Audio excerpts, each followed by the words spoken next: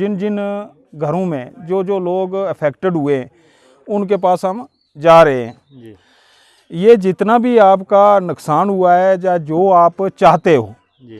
कि आने वाले वक्त में ऐसा ना हो, और मैं भगवान का, अल्लाह ताला का शुक्र अदा करता हूँ कि कोई हमारा इस इलाका के अंदर जानी नुकसान नहीं हुआ। सर।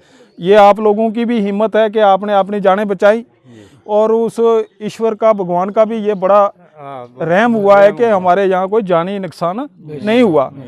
हमारे ज़िला के अंदर रजौरी प्रॉपर शहर में एक सीनियर KAS अफसर एडिशनल DC वो शहीद हो गए, 2 आदमी और शहीद हुए।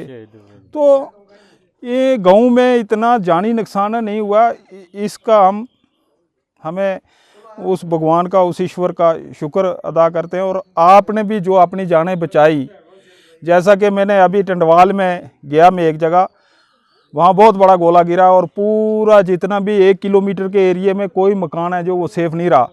लेकिन वो जिस घर के पास गिरा वो लोग वाटर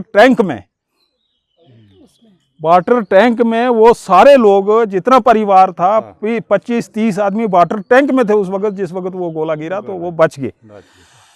तो सबसे अवलीन फारी तो हमारा ये है कि हम अपनी जान बचाएं।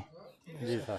तो जितनी भी आपके ये नुकसान हुए हैं या जो आपकी डिमांड है कि यहाँ बैंकर होने चाहिए, ये मैं एडमिनिस्ट्रेशन से और गवर्नमेंट से बात करूँगा और आपकी ये सारी वहाँ दिल्ली तक पहुँचाऊँगा।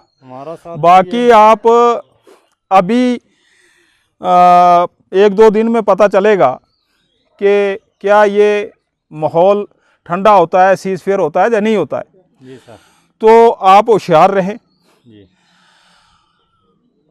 हमने एक पार्टी की तरफ से एक पब्लिक एडवाइजरी भी चढ़ाई थी, और एडमिनिस्ट्रेशन से भी ये बात हुई थी कि जैसे हमारा थन्ना मंडी की पीछे वाली बेल्ट, दरहाल की बेल्ट, और फिर आगे उससे कोटरंग का जो सब डिवीज़न है, और आगे चसाना तक, मोहर तक, वो उस इलाके को अभी हम सेफ मानते हैं।